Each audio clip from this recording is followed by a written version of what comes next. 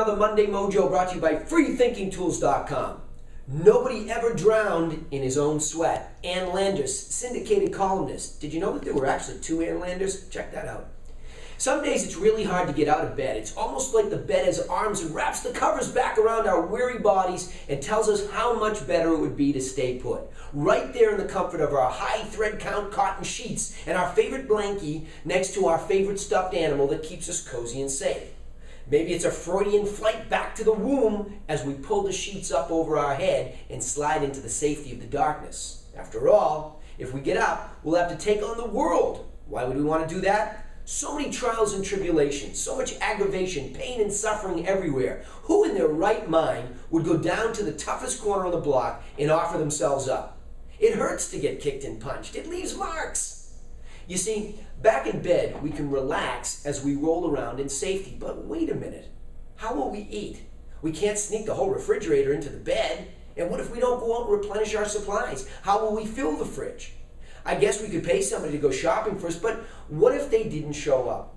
Furthermore, how can we continue to keep our bank account filled up high enough to keep the pace? Even if you have enough money, where are the people that are out there to do all the living for you, and where does that leave you?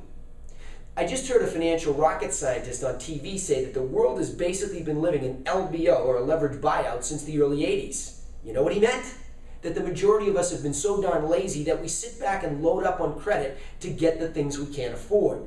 You know why we can't afford all this stuff? Because we're stuck in the proverbial bed, wanting it all, but not willing to pay the real price. Somewhere along the line, working our tails off became taboo.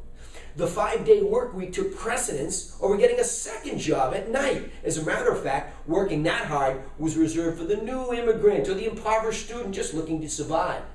So guess what? It didn't work out so well, did it?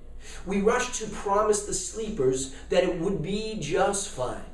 We would take care of it all. Maybe we had great intentions in the beginning to take care of the widows and orphans, but we went haywire.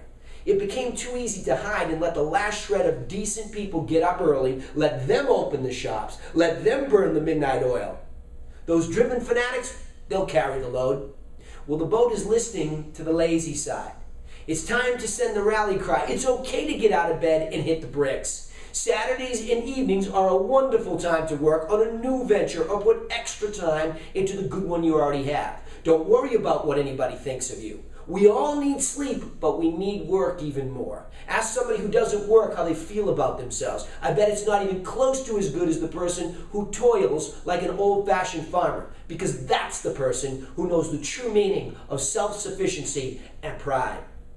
This is Danny Griffin with another Monday Mojo brought to you by freethinkingtools.com. Do me a favor, send this along to some friends. We'll see you next time.